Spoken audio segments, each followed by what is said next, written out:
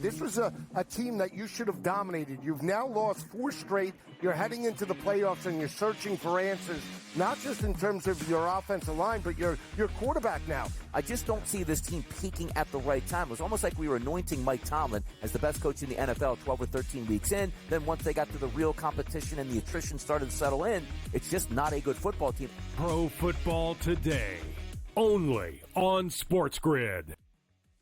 The Bostonian versus the Book.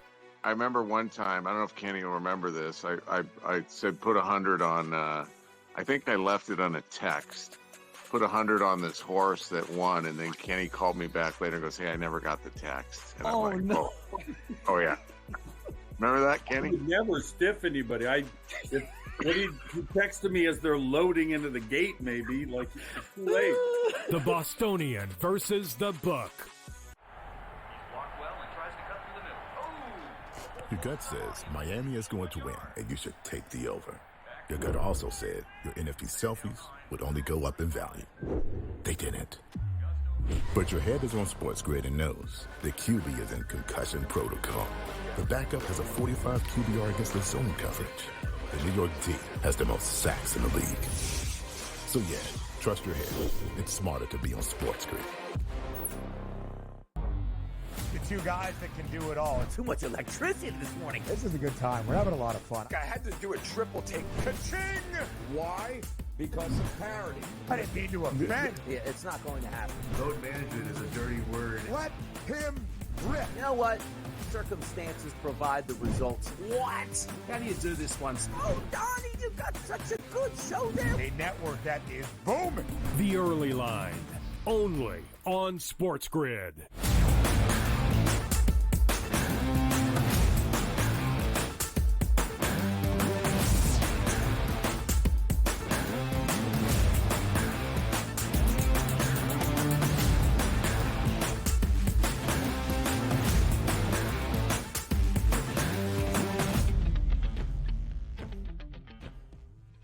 Welcome to hour number 2, live right here on a Tuesday on the Early Line on SportsGrid. He is Joe Ranieri. I am Ben Stevens. In this second hour, the Early Line truly lives up to its name. It is a second hour dedicated to a preview and a breakdown of each, and I mean individually each and every segment of our 6 matchups during Super Wild Card Weekend to kick off the opening round of the NFL postseason. We will go game by game, our early insights to what we are seeing based on what the numbers are telling us and our expectation to start the National Football League postseason. What a second hour it is going to be. The early lines of the NFL playoffs here on the Early Line.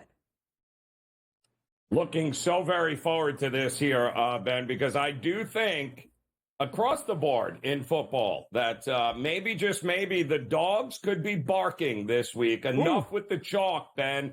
We got to get some dogs barking and make a few bucks here this weekend. Favorites had been killing it from about week 13 on until week number 18, but it really was the weekend of the dog, especially in those spots, Joe, where it was necessary for a team to win to secure a playoff berth or better their postseason seed. Those dogs were a barking, or the team that had already been eliminated from playoff contention. But that's a thing of the past.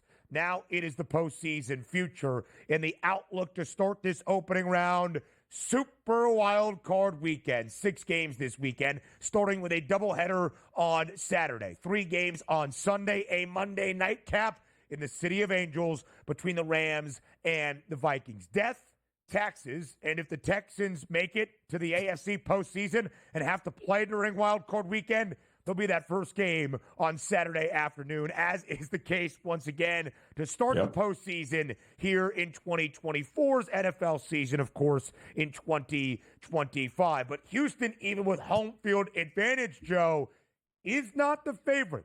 That would be the LA Chargers, laying 2.5 points on the road in H-Town. Total stands at 42.5. Let's start with that spread. Let's start with the favored side. Do you believe the Chargers are a deserving favorite to kick off the postseason? Yes, they are. Absolutely. Because Houston is not trustworthy. They're a hot mess, to be completely honest with you. And listen, give them credit. They won certainly enough games early in the season, Ben, to carry them in a very weak division and just hold their head above water enough to be able to get to this point. But you know, beating the Indies of the world or Tennessees of the world. Yay, congratulations. But the reality is this is going to be big boy football, and nothing that Houston has done it has led me to believe that they are going to be somebody worth backing at this spot, even at home, simply because, Ben, they've been the worst ATS team in the second half of games this year. There is a coaching issue and a disconnect with that organization. That is not a team that I want to have to rely on making adjustments in the second half of a playoff game, Ben, in order to win and cash a ticket. They've shown they can't do it, and other teams outcoach them. Yeah, they deserve to be a big favorite in this one at home, even at home against this Chargers team. Yeah, listen, I would agree with that statement, right? I would agree with what you are saying here on this Bolts team. Winners of 11 games this year. It is what Jim Harbaugh does better than most. He goes to an organization, whether it's the FCS level at San Diego, the FBS level for a dormant program at Stanford, or, of course, at Michigan, and he wins right away. It's what he did in San Francisco as well for the 49ers. Now here 11-6 for an LA team that sure made the postseason back in 2022, but coughed up a 27-zip lead against the Jacksonville Jaguars, a team in LA that had a win total of 8.5. Sure, unable to unseat the Chiefs atop the AFC West, but still a playoff bid, and now expected to maybe see the Chiefs in that divisional round in just a couple of weeks. But, Joe, I would agree. The Chargers are the deserving favorite. And let's look at these two teams where they stand in correspondence to what is expected of them. LA as the favorite, Houston as the underdog. With C.J. Stroud, since the start of last year, the Texans have been a great underdog. 10-7 against the spread. 7 outright victories as well in these past 2 seasons. But most of that was last year, which is kind of the story of this season for the Texans. A lot of offseason optimism after winning the AFC South in a playoff game with a rookie head coach in DeMeco Ryans and a rookie quarterback in C.J. Stroud. So the expectation this year was not just divisional odds-on favorite. They made good on that, I guess you could say, with a 10-7 record in the poorest AFC South, but to be a true contender in the AFC. I would say entering the postseason, Joe, nobody expects Houston to even remotely contend for the conference championship right at this moment. And as an underdog, the Texans 2-3 against the spread this year. Both covers, sure, a cover, but not an outright victory. Meanwhile, the Chargers, when they were expected to win a game and beat up on inferior opponents, it's exactly what LA did. They are 10-2 against the spread as the favored side this year, covering by an average margin of 6 points per game. Listen, the public is in love with the Chargers right now. 89% of the money in terms of the spread for this matchup on FanDuel, all on the Bolts. But I do believe, again, it is the deserving side to see LA even as a road favorite to start our first of 6 matchups during Super Wildcard Weekend. I got the better quarterback, the better coach, the better disciplined team here in the Chargers. Yes, it's on the road, but it doesn't matter. The experience factor on that coaching staff under Harbaugh, listen, he understands how to win postseason games, right? Houston and DeMeco Ryans have not. And it didn't work out all that well in that playoff game last year.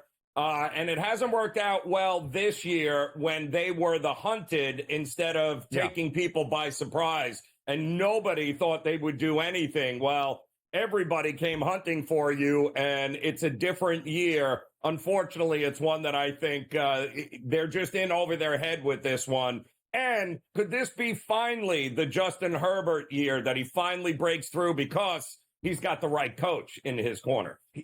He's playing that way right now. To start off the year, Greg Roman, the OC in LA, and Jim Harbaugh told you exactly what they were going to do. Take the onus off of Herbert in the first 4 years of his career, had to do everything for the Chargers. They were going to run the football, be stout up front, and play good defense. They went under in 7 of their first 8. To end the year, though, the Bolts have gone over in 7 of their final 9, and Justin Herbert a big reason why. At least 281 passing yards in the last 3 games for LA. Multiple passing touchdowns, including 3 in that span in the last 4 games. Each of those last 4 games. You see the numbers there. It's the same exact yardage prop for Herbert and C.J. Stroud. Herbert had only thrown for multiple passing touchdowns 4 times in the first 13 games for LA. Now 4 consecutive games to end out the year with multiple passing scores. Meanwhile, Joe, C.J. Stroud, as compared to his NFL Offensive Rookie of the Year season last year, fewer yards, worse completion percentage, fewer touchdowns, more picks, worse quarterback rating, worse QBR, and a lot more sacks. It has not been a good year in his sophomore campaign for Stroud. Yeah, no, it's not. And also a lot less weapons, more injuries, and a much worse offensive line, Ben. Much worse. Much worse. Much worse. And that's really been the issue. Sacked 38 times during his rookie season a year ago. Sacked 52 times in 2024. And the Chargers can get after the quarterback. More on the early line next.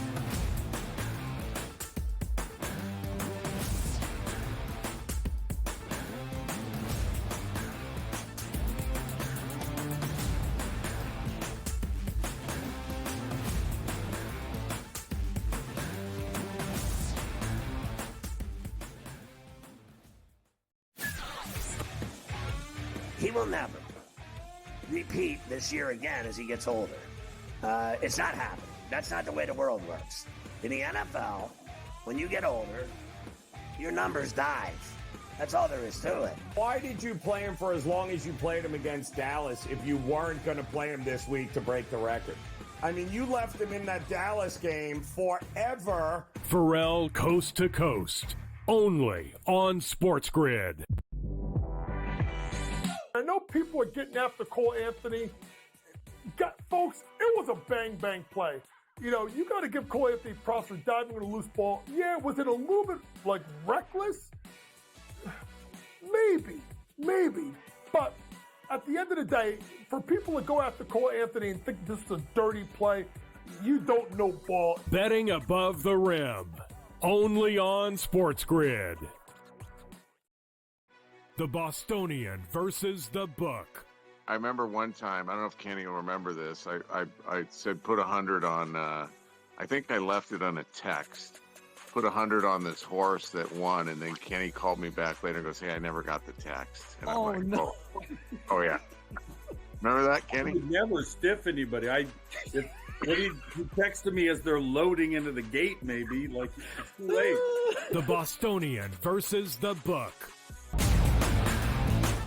Statement from Giants president John Mara.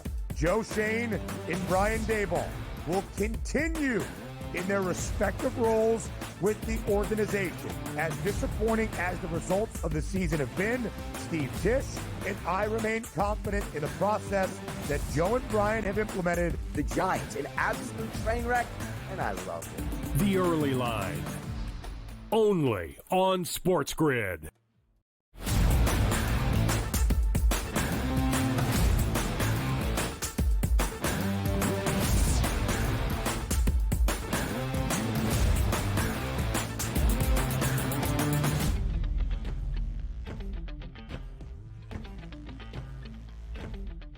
We continue to preview each and every game, all 6 matchups that we have to kick off the NFL postseason and Super Wild Card Weekend. Doubleheader on Saturday. First up, 4:30 p.m. Eastern Time in Houston. The Texans host the Chargers, as we have shared. LA, a 2.5-point road favorite. Not the story for the nightcap on Saturday. In fact, it is the largest spread. It is Wild Card Weekend and a divisional duel between the Ravens and the Steelers. Again, Baltimore is the biggest favorite of the entirety of the weekend, all 6 matchups included. 9.5-point spread in favor of the Flock, the total 44 and a hook. Joe, these two teams know each other incredibly well. So when you see that 9.5-point spread, for how often these games are often competitive, is it too large, or does it feel fitting for a reason for where these two teams stand entering the NFL playoffs?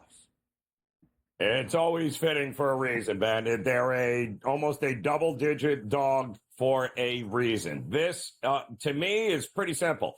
We've got two teams heading in completely opposite directions. And before you start quoting me any great Mike Tomlin numbers as a dog and all of this stuff, and just look at what Tomlin's record over the last couple of years is in the playoffs, guys. It's terrible. And why is it terrible? Because this team tends to run out of gas when it matters the most, unfortunately. They are taking in a 4-game losing streak and an offense that is completely lost. And we're not talking lost as in, oh, they'll be fine, Ben. They'll just flip a switch and everything will be good. No, this team is lost. Russ looks cooked, which was always the biggest concern the minute that they went to him and traded for him and started him, that this wasn't a version of Russ that was going to show up at some point. Unfortunately for the Steelers, it showed up at the worst time at the end of the year. Now they're rolling into a game with a team that is rolling the other way, has the better defense, better quarterback, better offense at home. This has got route written all over it here, Ben. Sorry, Steelers. What you have done in the past doesn't matter anymore. What have you done for me lately? And the answer, Ben, is absolutely nothing. Of course, these two teams split their season series when things were going well for the Steelers at home in Pittsburgh, even as a home underdog, catching about 3 points in the Steel City. Russ in Pittsburgh won outright against Baltimore as that underdog, 18-16. But that was at home as a dog. The last time these two teams played, just a couple of weekends ago. Of course, as we know it, in Pittsburgh in in Baltimore in week 16, the Ravens were a touchdown favorite. They covered that number, winning by 3 scores, 34-17, over a total around 44 and a hook, which is where the total is this time. Joe, we'll get to the points we expect in just a moment. But since 2011, between these two bitter rivals in the AFC North, there have only been 2 spreads. This will be the third. There have only been 2 spreads north of a touchdown. We were at a full touchdown for the most recent matchup a couple of weekends ago in week 16, but only 2 times since 2011 north of 2 touchdowns. Most recently in 2020, the Ravens were the double-digit dog on the road in Pittsburgh, ended up covering that number. And in Pittsburgh a couple of years ago, back in 2015, the Ravens actually won outright as a double-digit dog against the Steelers. Very different things this time around. But familiarity, of course, is a part of consideration and where these two teams enter this matchup. Baltimore playing great football down the stretch. Lamar Jackson looking like an NFL MVP contender once again. You see the numbers there. The Ravens' defense getting better. The offense is elite. For the Steelers, very different story, Joe. They have dropped 4 straight games to end out the regular season after winning 6 of the first 7 starts that Russell Wilson made, including that upset outright victory against the Ravens back in the Steel City. In those games, Pittsburgh, in the first 7 starts that Russ had made, had scored at least 26 points in 5 of 7. In their 4 games to end out the year, just 1-7 against the spread as well, all as an underdog, scoring 17 points or fewer, Joe, in those 4 straight L's to end out the regular season. Yeah, the thing to me as well, Ben, is I do think that the Ravens defense is maybe the most underrated crew heading into these playoffs. Why? because of the rough start that they had through the first month and a half of the season. But while nobody was paying attention and everyone's talking about Lamar and Derrick Henry and this offense, and that's all fine and dandy. But the reality is this defense over the last couple of months, Ben, has been absolutely lights out. And for a struggling quarterback and offense like Russ Wilson is going to be bringing to the table here on the road in that environment, that defense is going to be hungry. And on the flip side, that Pittsburgh defense has fallen off a cliff, Ben, over the last month. Again, two teams heading in totally different directions. To think they can flip a switch and become playoff Mike Tomlin and Pittsburgh Steelers, I think you're out of your mind.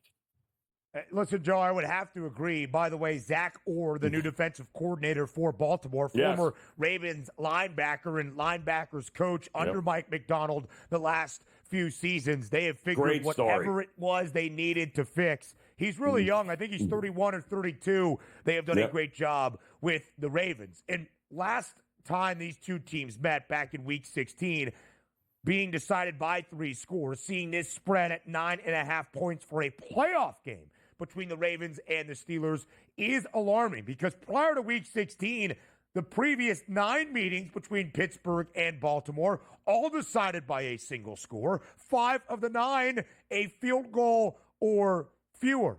But again, you see the Ravens as a touchdown favorite in Week 16. It wasn't even close to enough. 9.5, the largest spread of all of Super Wild Card Weekend. As Joe said at the very start of this breakdown, does feel rather fitting. We'll continue to go around Super Wild Card Weekend and our final game of 3 in the AFC. The Buffalo next.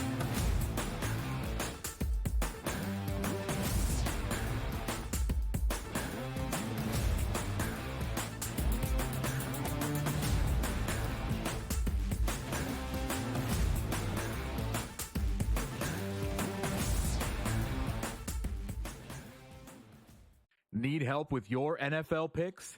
Get NFL insider knowledge from Pro Football Doc, Dr. David Chow, with Sick Picks at Sports Injury Central. We reveal hidden injury advantages the sports books miss. Our doctors provide insights, and our algorithm tells you who to bet on. Spreads, player props, totals, in-game bets, Sick Picks covers it all. Get a free week now with promo code SportsGrid at SickScore.com.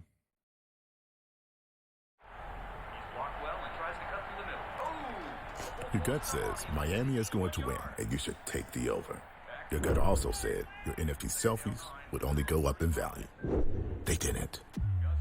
But your head is on SportsGrid and knows the QB is in concussion protocol. The backup has a 45 QBR against the zone coverage. The New York D has the most sacks in the league. So yeah, trust your head. It's smarter to be on SportsGrid. The two guys that can do it all. Too much electricity this morning. This is a good time. We're having a lot of fun. I had to do a triple take. Ka-ching! Why? Because of parity. I didn't mean to offend. Yeah, it's not going to happen. Load management is a dirty word. Let him rip. You know what? Circumstances provide the results. What? How do you do this once? Oh, Donnie, you've got such a good show there. A network that is booming. The Early Line, only on SportsGrid. The sharpest football contest show in the land, the Las Vegas Football Contest Show, focuses on Circus Sports Million, Circus Survivor, and the Westgate Super Contest, handicapping the games and releasing our contest picks every week of the season. With 2 former Super Contest winners, Brady Cannon and James Salinas, a former NFL player, Mike Pritchard, and over $1 million in contest prize money won combined, the Las Vegas Football Contest Show will have you prepared this season.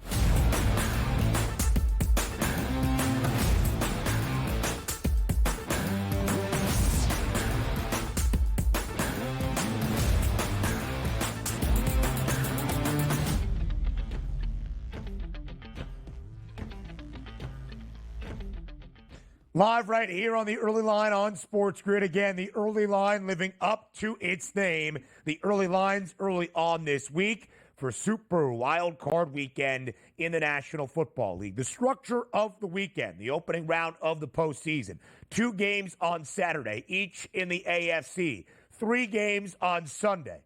where the first is an AFC matchup between the 2 seed, the Bills, and the 7 seed, the Broncos. Then we get to all of the games within the NFC. So the first 3 out of the AFC, the final 3 of the weekend hailing from the NFC. Joe, and in the AFC, we've got 2 very large numbers, the 2 largest numbers of the weekend, the only 2 numbers that are higher than 5 points. We talked about Baltimore, largest favorite of the weekend, hosting Pittsburgh, 9.5-point spread. The Bills hosting the Broncos, an 8.5-point number to kick off our triple header on Sunday in Orchard Park. Total stands at 47.5. For the Broncos to be here is a season of success with a rookie quarterback, year number 2 at Mile High under Sean Payton. But Joe, as the odds makers expect, that's probably the end of the road for Denver. This begins what Buffalo is hoping can be a historic postseason, a 5th consecutive AFC East divisional crown. But unlike the previous 4, this time the Bills are hoping to get to a Super Bowl and not be ousted by their postseason nemesis, the Kansas City Chiefs. What do you make of the opening round matchup between the Bills and the Broncos on Sunday? Well, I get ready for points, man, because I would imagine this game is going to fly over this total. Another one if you can get 8.5, you better lock it into a teaser now, because it won't be there as we get closer to kickoff, Ben, because the books will protect against those 8.5s down to under a field goal for Buffalo as best they can. So don't be shocked if this thing is 9.5 by the time we get the kickoff. And again, another one of these situations where it's warranted. I mean, kudos to Sean Payton, coach of the year, rookie quarterback. Nobody saw them doing this. But the reality is, at this point in the season, Ben, experience matters. And there is no more experienced team than what Josh Allen and the Buffalo Bills are going to bring to the table. The Broncos are celebrating their first playoff appearance in, 8 years? Yay! The reality is you're going to lose this game. You're probably going to lose it epically, not because you're a terrible team or to take anything away from what they did, but there are levels to this here, Ben. And right now, Denver they've got to go through some growing pains with Bo Nix and this young squad. I do think they're going to have some success scoring points, but ultimately it's Josh Allen and the Bills that pull away, cover this number, and get it up and over to 47.5. Yeah, Joe, I think it's hard to fault that thought as well. You are right. Denver playing in its first NFL postseason since 2015 when Peyton Manning was under center and the Broncos won a Super Bowl. This was a Denver team that entered the season with a 5.5 win total. To be here is a resounding success. To find the future of your franchise in Bo Nix, a resounding success. But it probably comes to the end of the road in Western New York on Sunday. Just to note, it is January in Orchard Park. Not expecting snow, maybe a dusting on Saturday, but by Buffalo weather standards, pretty good Sunday. Wind, less than 10 miles per hour, 30 degrees, cloudy. Not all that shabby for Western New York to kick off our triple header on Sunday afternoon. And, Joe, it could be a resounding statement for Josh Allen. NFL MVP consideration is a regular season thing, but a time to prove that he is the true winner of this award. He will enter the postseason at the end of the regular season as a minus 470 favorite to win the NFL MVP hardware, the first of his career, hoping for even more postseason accolades to get Buffalo back to a Super Bowl. In 2020, they reached the AFC Championship game, bounced by the Chiefs. The last 3 years, the end of the road for the Bills in that divisional round. Quickly, Joe, on Buffalo, do you think their playoff outlook looks different this time around in 2024? Absolutely. I've been saying it all year. This looks and feels like a different Buffalo team. The moment is not going. This is why experience matters. Ben, in the playoffs, you've got to lose before you can win sometimes, and I think Buffalo is ready to take that next step. Right now, Buffalo has the second best price to win the AFC at plus 250, less than $1 behind Kansas City. Now to the NFC side of things, up next.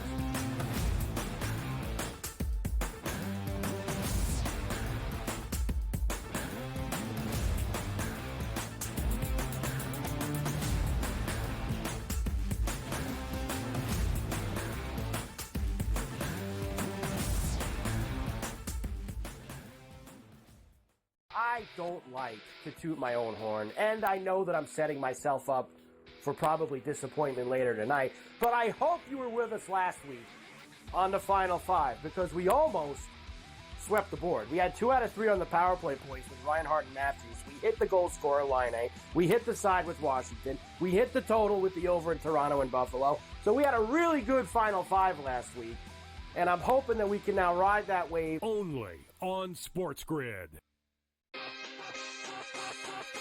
50 points in a fourth quarter for the Atlanta Hawks. Like, what is going on? It's like circus numbers. What are we doing? And we sound like two old heads complaining.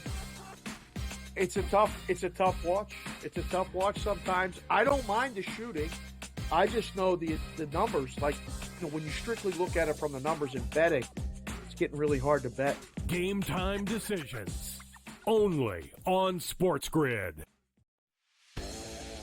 Louis Riddick has interviewed for every job in North America. And I'm not just talking football. I'm talking about every business in North America of any kind whatsoever. Tire companies, grocery store CEOs, shopping malls, insurance companies. What job hasn't Louis Riddick interviewed for? Pharrell Coast to Coast. Only on SportsGrid.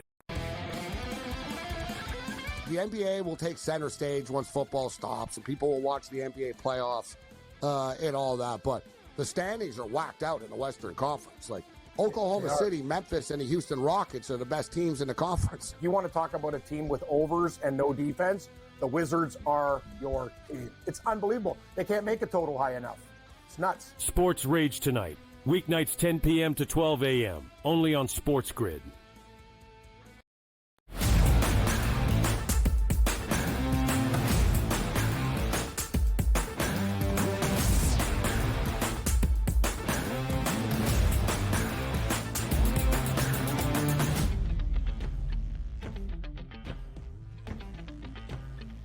We go game by game in chronological order for Super Wild Card Weekend to kick off the NFL postseason. In the opening half hour of our second hour here on this Tuesday morning on the early line, we previewed the first 3 games of the weekend, all conveniently in the AFC. Now, starting with our second of 3 of our Sunday triple header, we transition to the other conference. In the NFC, it's the 2 seed Philadelphia and the 7 seed, the Green Bay Packers. Joe, earlier on in the show, we showed you the injury news around the NFL. Jordan Love, a right elbow injury, a contusion from this past Sunday that does not seem to be all that serious, and he is expected to play this weekend. But not great news when your quarterback has injury questions starting off the postseason.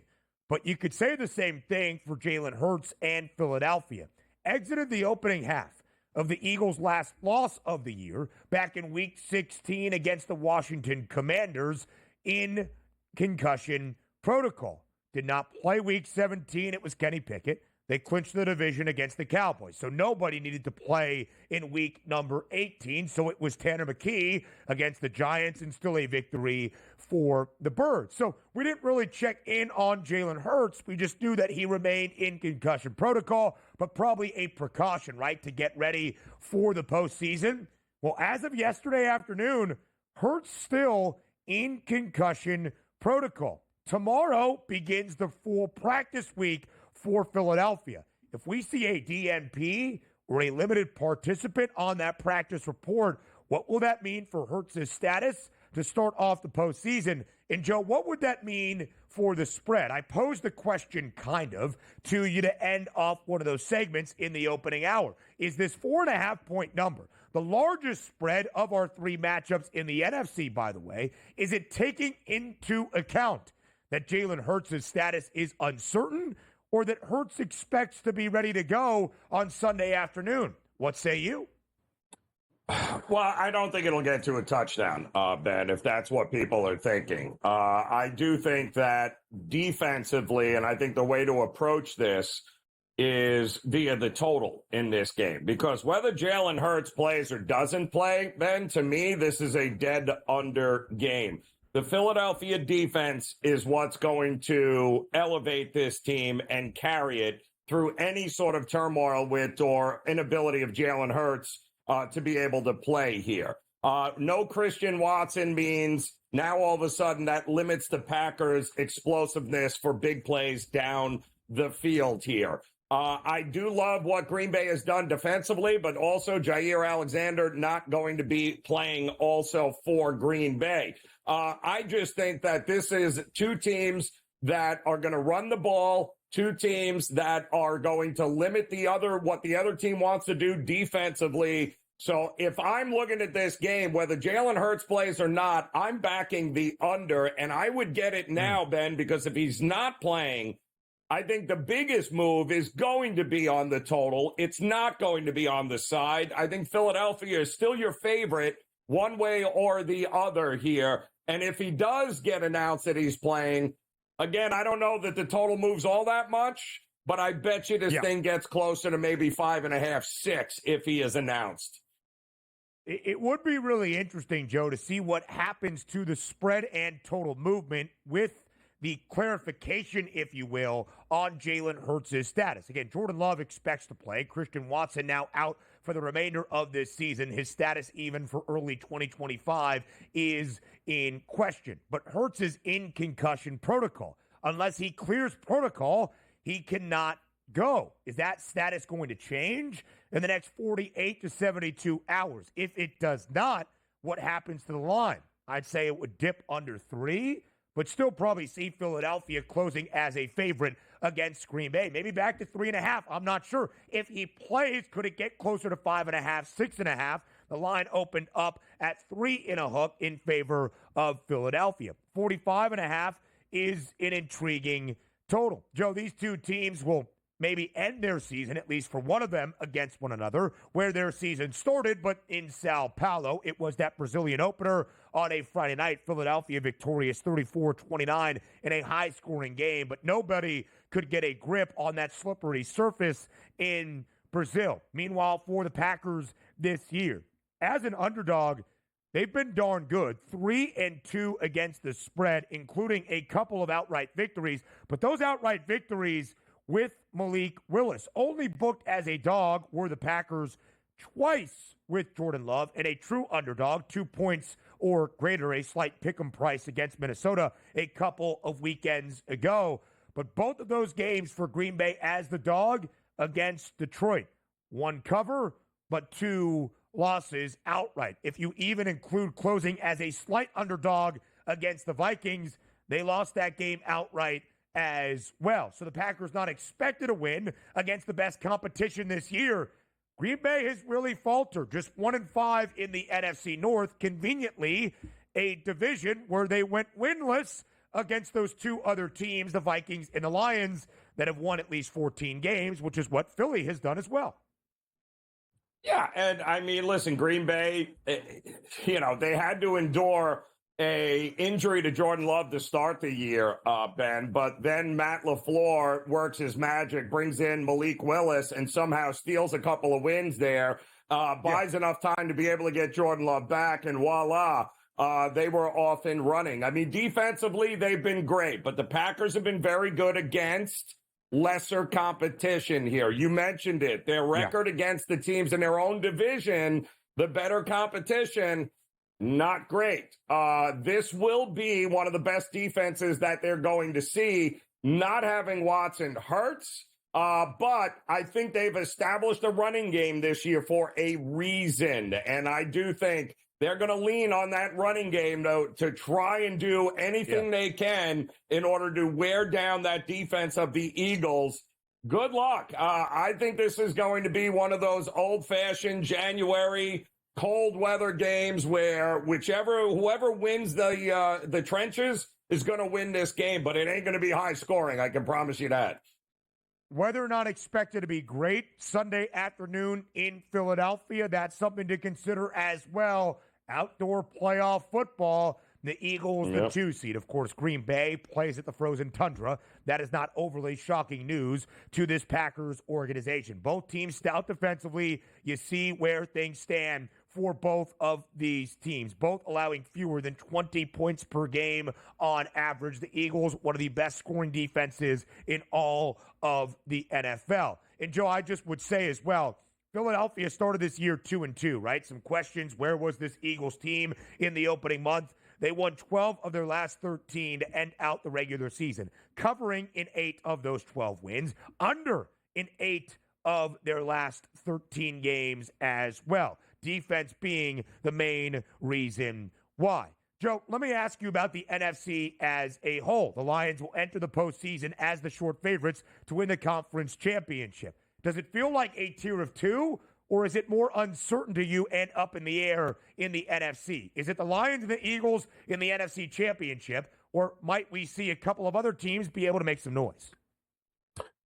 Yeah, I find the Rams fascinating here, given their path and their ability defensively. Another one of these teams that got better as the season went on defensively. Ton of experience, great coaching, Super Bowl winning quarterback. The Rams have all the ingredients to be that dark horse.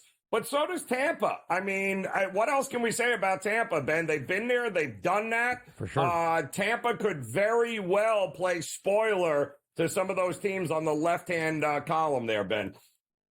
To me, that's where the value lies in the NFC. Those prices on teams that have a postseason pedigree. The Buccaneers in a home game, the Rams in a home game. We'll talk about Tampa's home game up next against the rookie QB, Jaden Daniels, and the Washington Commanders. On the other side of the break, here on SportsGrid.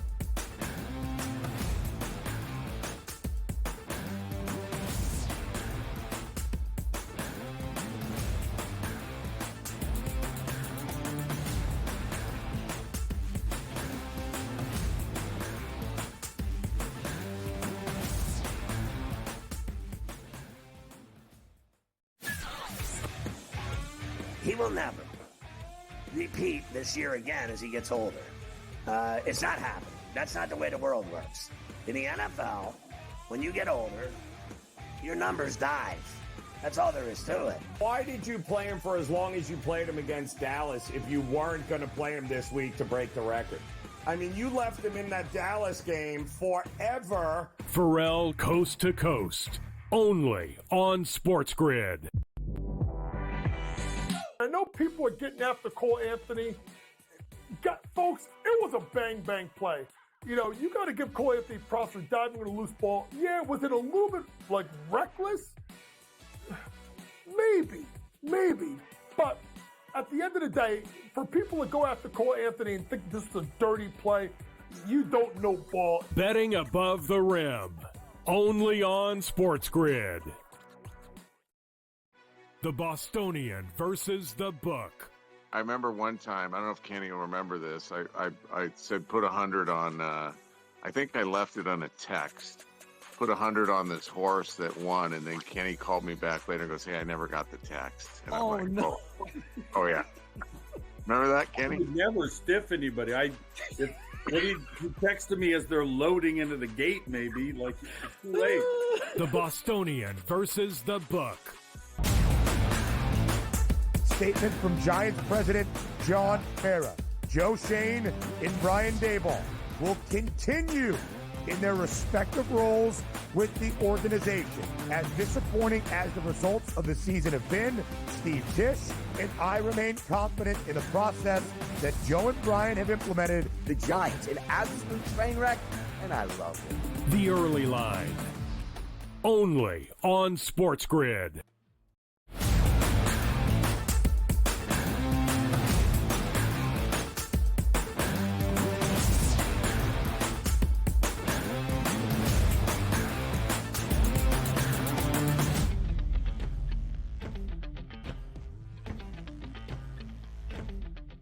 We continue with our preview and breakdown of each of the 6 matchups to kick off the NFL postseason, the opening round, or better yet, now known as Super Wild Card Weekend. 3 days of NFL playoff action, a doubleheader on Saturday, a tripleheader on Sunday, and a Monday nightcap we will get to up next. Sunday Night Football in Tampa, Florida.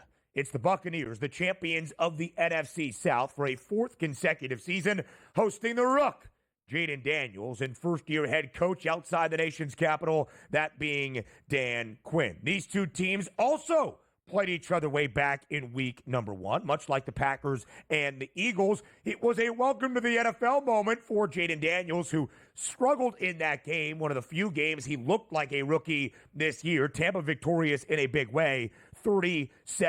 The Buccaneers covering as the favored side in that matchup. And once again, the Bucs a favorite, a flat 3. That field goal number in favor of Baker and his Buccaneers, the highest total of Super Wild Card weekend at 50.5. Joe, what are the numbers telling you for this 3-6 matchup in the NFC? Hurry up and bet the over.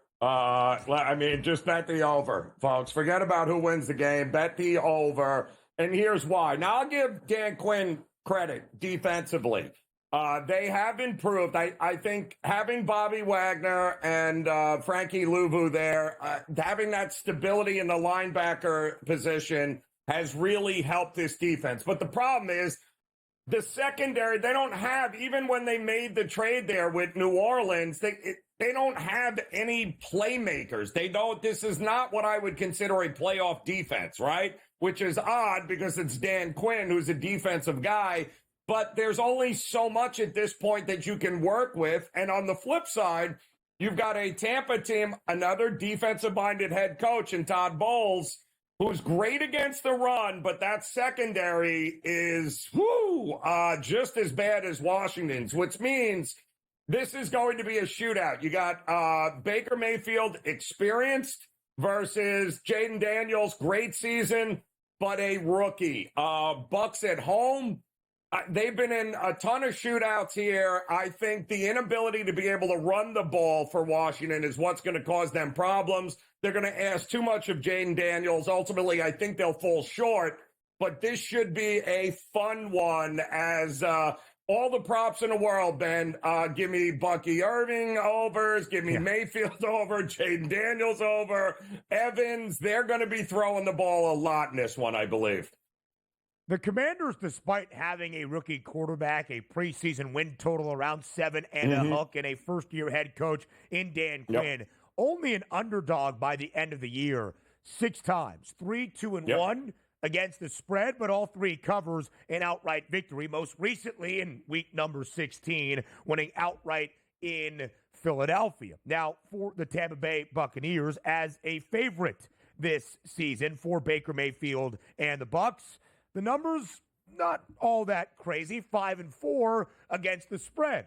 But here's where Tampa's playoff pedigree comes into the conversation. Todd Bowles has been there now for a while, leading the Bucs to multiple divisional crowns. Baker last year picking up where Tom Brady had left off, leading Tampa to the NFC South Divisional Championship and a playoff win at home against another NFC East team, that being the Philadelphia Eagles. I think the number is fair. It is a flat number of 3, a key number in NFL circles. We'll see how critical it is come Sunday night.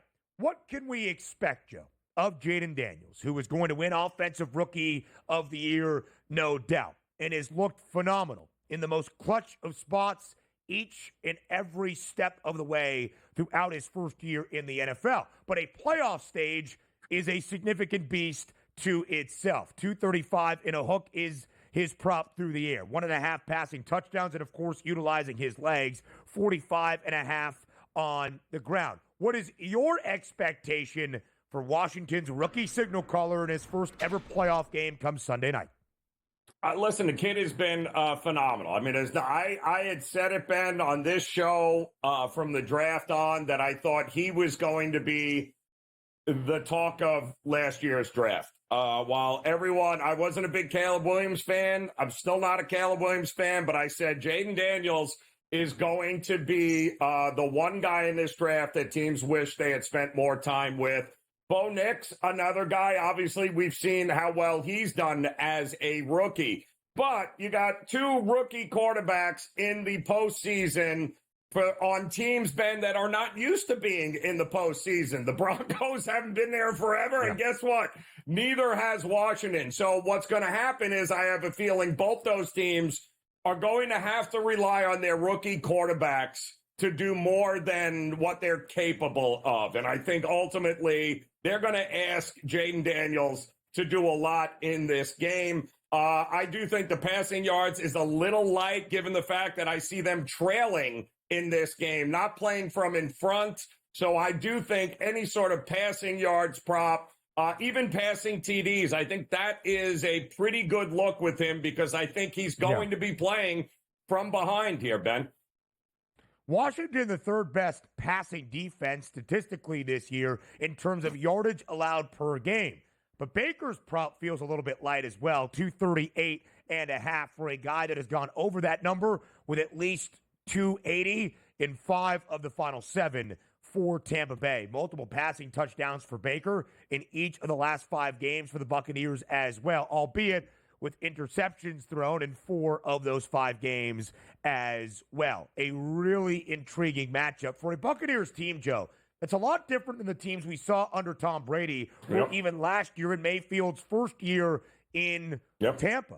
They run the football so much better with Bucky Irving against a Washington team that has been exposed at times on the ground this season. Keep an eye on that. And also keep an eye on a matchup that we love individually. Marshawn Lattimore, now a member of the Commanders secondary, against Mike Evans on the other side for the Buccaneers. They have quite a heated history, if you will. Some conversation that if Lattimore was still in New Orleans last week, ain't no way Mike Evans getting that final 9-yard reception to get to 1K. Well, now, here we are in the postseason. The Monday night cap, the Super Wild Card weekend in L.A. Next.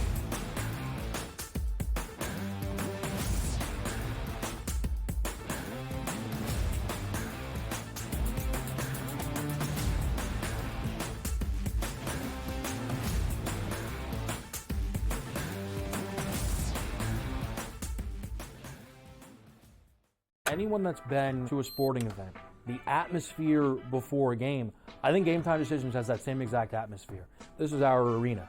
This is what we do. There is going to be an energy to Game Time Decisions that you will feel night in and night out. The excitement you get when you lock your bets in, when you're figuring out what you want to do, we can zone in on the biggest games each night. I want this to be the place that people come to before the games start so they feel as ready as possible to lock in their cards. We are going to hit every single one of those markets that you need to know about. We're going to go through every single thing, and I've got a great team behind me that's going to help me get the job done. There is not going to be a better place, I promise you, than Game Time Decisions to get that new information, react to it, and be able to then bet accordingly. We will have everything at our disposal, and we will use that to our advantage. I'm Kevin Walsh. Tune into Game Time Decisions from 6 to 8 p.m. Eastern on SportsGrid. The NBA will take center stage once football stops, and people will watch the NBA playoffs and all that. But the standings are whacked out in the Western Conference. Like Oklahoma City, Memphis, and the Houston Rockets are the best teams in the conference. You want to talk about a team with overs and no defense? The Wizards are your team. It's unbelievable. They can't make a total high enough. It's nuts. Sports Rage tonight. Weeknights 10 p.m. to 12 a.m. Only on SportsGrid. He will never repeat this year again as he gets older. It's not happening. That's not the way the world works. In the NFL, when you get older, your numbers dive. That's all there is to it. Why did you play him for as long as you played him against Dallas if you weren't going to play him this week to break the record? I mean, you left him in that Dallas game forever. Pharrell Coast to Coast. Only on SportsGrid.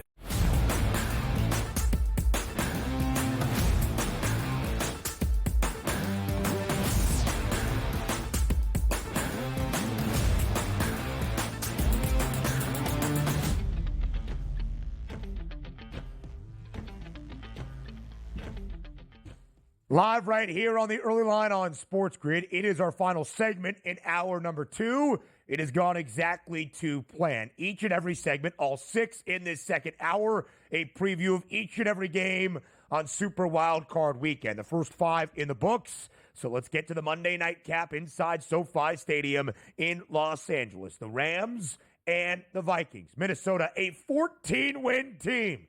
But the 5 seed in the NFC playoff bracket has to go on the road to start off its postseason. And they will do so as an ever so slight favorite against Matthew Stafford in the NFC West winning Rams. Total 47.5. Joe, when this line first came out, it was 2.5 points already in favor of the Vikes. Already, we have seen market movement back to L.A. How do you approach the 6th and final game of the opening round of the NFL postseason? Yeah, well, this is where it's going to get interesting, right? On this Monday night game where you've got maybe the worst matchup for Minnesota, having to go on the road to take on this kind of experienced team in the Rams, whose defense, Ben, ended the year as one of the best in the NFL at getting to the quarterback, rushing the quarterback, and not giving up a ton of points here down the stretch. So this young defense really came together and became quietly one of the best defenses in the NFL at the end. And we just watched the Vikings and what happens when you get pressure on Sam Darnold, didn't we? That offensive line was always the concern with the Minnesota Vikings when they lost Darashaw and others there. What was going to happen? Well, you haven't played great defenses, but boy, they got Anzalone back, and they were all over. They went after Sam Darnold. What do you think the Rams are going to do at home? They're going to go after Sam Darnold. I don't know that Sam Darnold has an answer for that. If Sam Darnold gets all day to throw, Ben, guess what? He's pretty dangerous. I think he's proven that. But I don't think the Rams are going to let him. I think Stafford and company are going to have success because you're going to what? Blitz Stafford and think he's not going to tear you apart? I think this is a terrible matchup for Minnesota. I think the wrong team happens to be favored in it as well. And it's moving that way, Joe. And maybe you're thinking, all right, a lot of people are considering that to be the case, that the Rams should be the slight home favorite even at home. 54% of the money on Minnesota in terms of the spread, 65% of the overall bets backing Sammy D and the Vikings. Joe, I would have to agree. And really, when you look at the Rams as an underdog, you can point to the first matchup against Minnesota as the turning point of this entire season for Los Angeles that led them to be back into the playoffs. The Rams in the opening month and a half of this year, incredibly banged up. Puka Nacua, Cooper Kupp, the entirety of the offensive line, it felt, trying to protect the veteran Matthew Stafford. The Rams started 1-4. Then, in week number 6, they beat the Raiders on a Sunday. Didn't cover, ugly game. Did just enough to win 20-15. The story of the season, Joe, was a short week, Thursday night game at home in SoFi against this trending Vikings team that had started a perfect 5-0, had just dropped its first game of the year. Would Minnesota drop a second consecutive? They were a 2.5-point favorite on the road in L.A. The Rams won outright 30-20. But the Rams down the stretch in the final 4 games of the year were elite defensively. Well, after they gave up 42 to the Bills and won by scoring 44 points. They only allowed these many points in their last 3 games with the full starters out there. 6 to San Francisco, 9 on the road to the New York Jets, 9 back at home against the Arizona Cardinals. And in 2 of those games I just mentioned, against the Bills and the Niners on a short week, the Rams won outright as an underdog. Since that start of the year, a 1-4 start for LA, they've been a dog 4 times. 3-1 against the spread, 3-1 outright as well. They did cover as a touchdown dog in the regular season finale against Seattle. So technically 4-1 against the spread. But in terms of when everybody is played and the Rams are getting points, it's been a recipe for success for Los Angeles this year. Yeah, no, it has. And again, I'm a big believer in experience matters this time of year, Ben. And you've got a ton of experience on that side of the ball here. So I think Stafford, McVay, Puka Nacua, the weapons, they can go toe-to-toe with anybody. It's the defense that's going to make the difference. I expected more overreaction for the Vikings getting beat bad in Detroit, but the public's still betting Minnesota. That is intriguing. Hour 3 comes away next.